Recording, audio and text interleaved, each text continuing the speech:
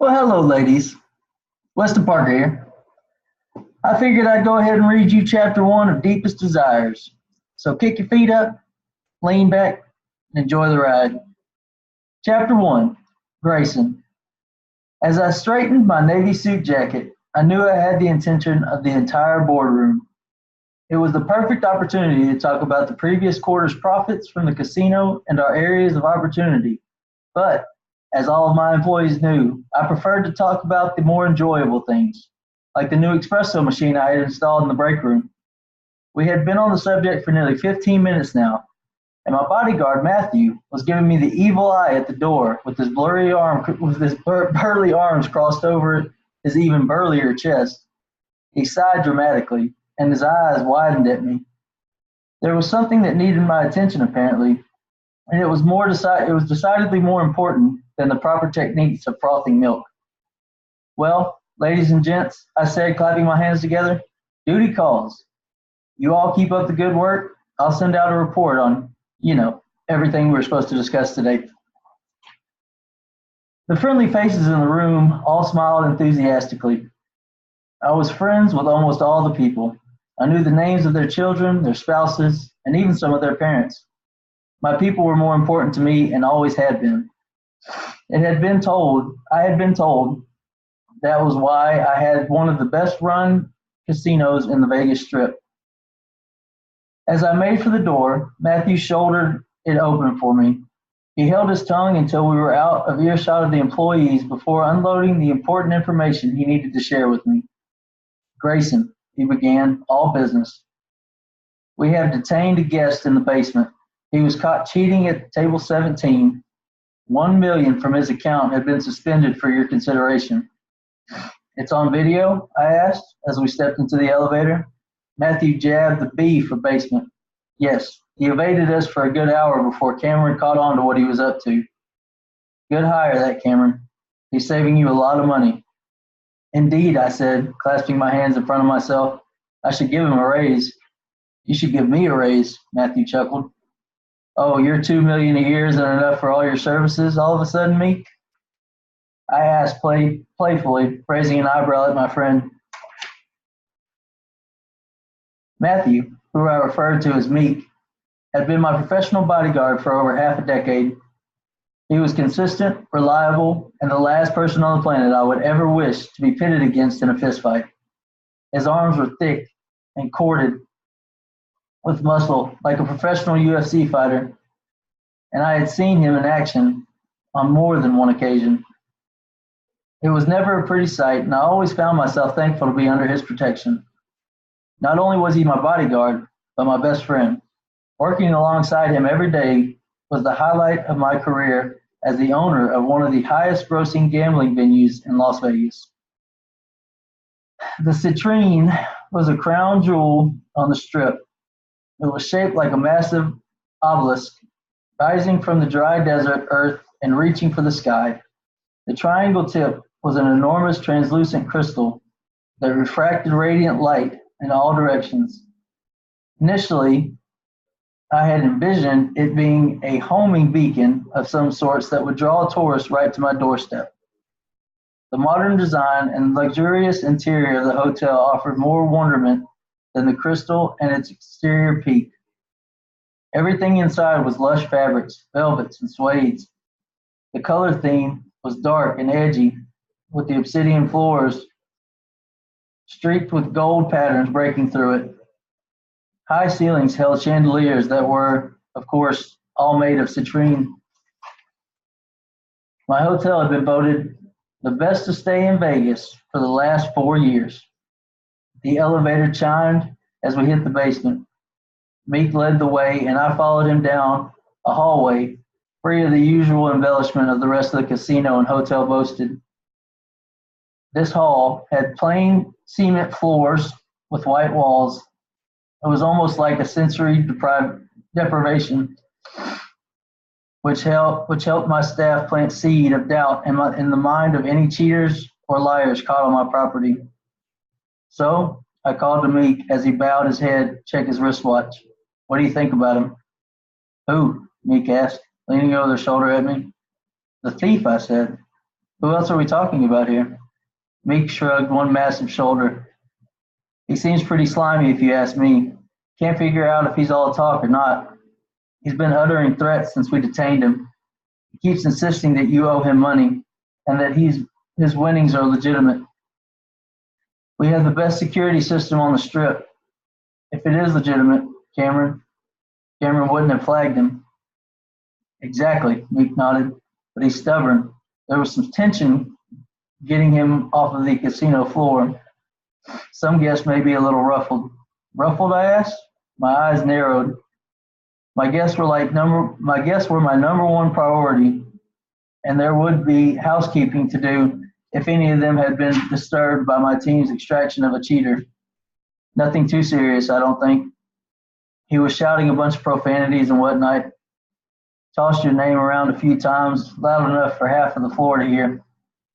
The noisy ones in the crowd were enjoying it. Quite a few had their phones out. That's not the kind of publicity I want for my property, I said. I know, that's why I warned you.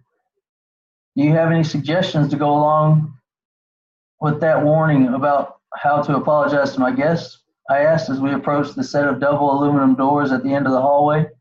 Meek punched in his identification code on the number panel to the right, and the security clerk on the other side buzzed him in. As we stepped through, Meek shot me a confident look. $100 gambling credit and a bottle of champagne to every room seemed to do the trick. Thankfully, I said. My staff weren't the only reason my business was booming. I put my guests on a pedestal. I knew that Las Vegas was an experience, and I wanted my hotel to be one of the most memorable things each person saw on their vacation. We were competing with things like the Bellagio's fountains, the Ventrilian architecture, the Caesar's Palace, overall grandeur. And so I'd set myself apart with the only thing that I knew I could really control, my superior service. Champagne and gambling vouchers it is, I muttered as Meek took me into one of our interrogation rooms. Calling it an interrogation room was misleading. I don't force those who were cheating into my casino to sit at a metal table in a small room waiting to be questioned by one of my stone-faced security officers. Instead, the room was furnished with a small leather couch and a Keurig machine.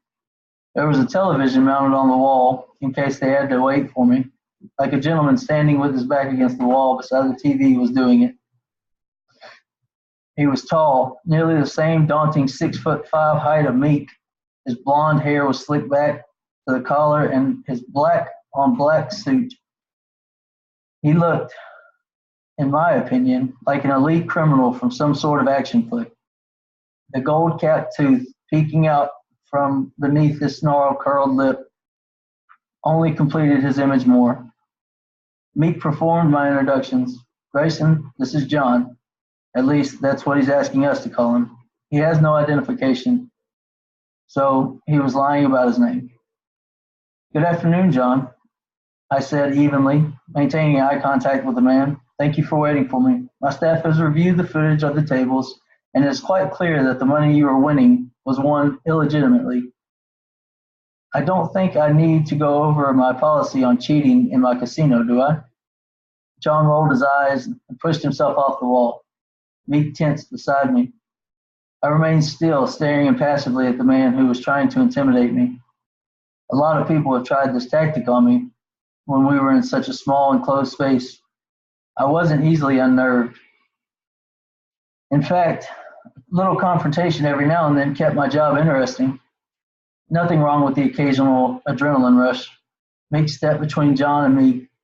Step back, he said, rather unkindly. John's eyes flicked away from me and settled on Meek.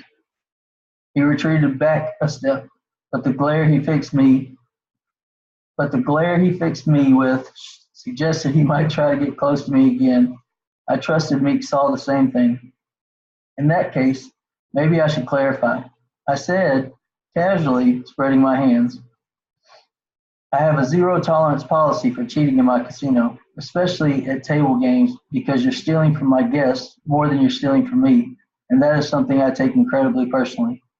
Consider this your lucky day. My security officers will escort you back to the casino floor, which you will walk through without causing any sort of ruckus. You will go straight to the front door, and you will leave. You're not welcome back on this property. Do you understand me? If you set foot here again, Meek and I will be having another conversation with you, and I don't want to waste my time or yours with getting the police involved. Are we on the same page? Meek shot me a look. I knew he disagreed with letting John leave the casino without an escort. I preferred to think of it as having more impact. If I could make a man leave without physical force, I had a superior upper hand. John lifted his chin. You owe me my winnings, Grayson, and you better believe I'm going to get my money. Is that a threat? Meek asked him. There was an edge in his voice. Relax, I said before looking back at John. I don't owe you a dime, and you're not going to see any money from me. I suggest that you take the chance I've given you to leave. If you would prefer to decline, we will have other avenues that we can pursue to sort out this mess. My threat wasn't as direct as his, but it was there, and he heard it. John's lip curled and snarled again, and he flashed at me a gold tooth. Meek, you and I have more important things to do today. Call some of your boys and have them take John here to the main floor. They will keep their eyes on him until he's off the property. If he puts up a fight, they will take him down and call the police. I don't care how much of a scene it creates. Very well, Meek agreed.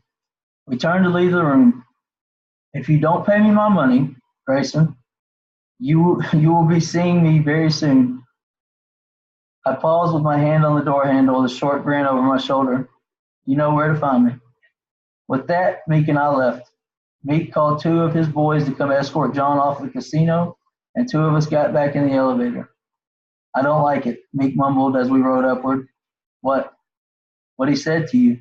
He's bold, Grayson. He's not afraid of you or how big this place is. He thinks he's in the right. I shrugged. A lot of them think that. Yes, Meek acknowledged, but there's something different about him. I'm going to make sure all the staff knows his face, just in case he tries to pull something. All the staff? I chuckled. I don't think we need to bother our housekeepers or cooks with this.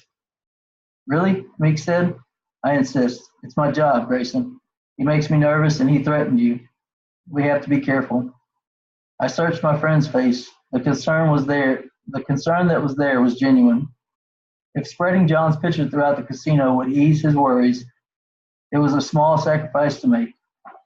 Not to mention, he definitely did seem rough around the edges, and having the staff on the lookout for a dangerous man would also protect them from potential harm. Very well. I trust you to handle it. Thank you, Meek.